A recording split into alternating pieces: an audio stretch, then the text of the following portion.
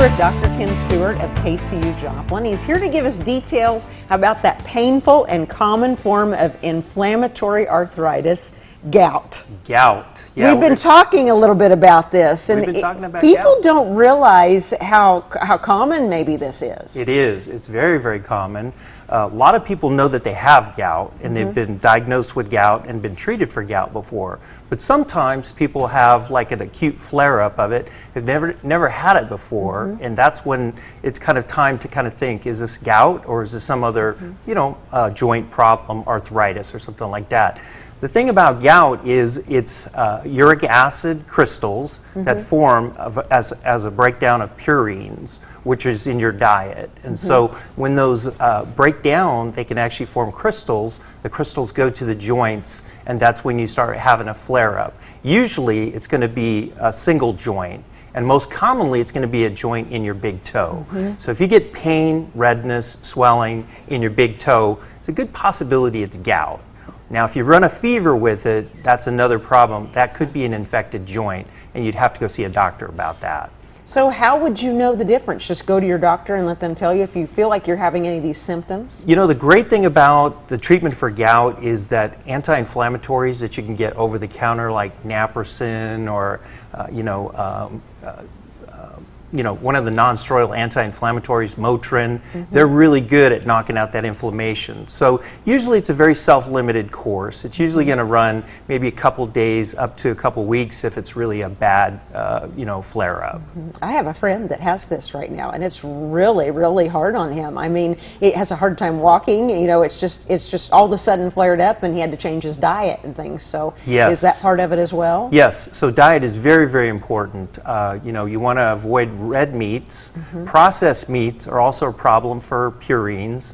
The solid organ meats like kidneys, liver, even some of the other types of meats can cause, flare-ups. You have to kind of find out what it is that triggers off your gout and then try to avoid it. And even some alcohol can trigger this as well. Yeah.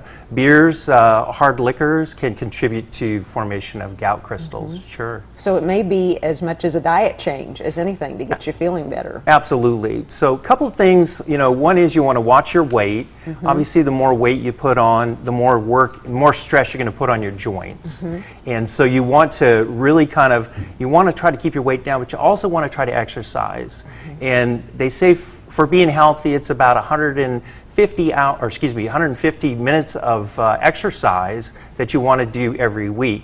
So that's about 20 minutes a day if you're working out 7 days a week, 30 if you're going to work out just Monday through Friday. Yeah, and that's a good way to do it. You can spread it out over the whole week, or you can do it just Monday through Friday. But that is, exercise has so many benefits. I mean, people can get off depression medications when they start an exercise routine. Sure. So it helps with many things like this. Now, I will say, if you've got a gout flare-up, you probably don't want to be out doing a lot of walking or a lot of exercising, at least until the inflammatory process has settled down. So, and if you're really having problems, get in and see your doctor. They can put you on some other medications like colchicine or some other medications that can really help prevent the formation of those crystals. Now, is this more prevalent in men?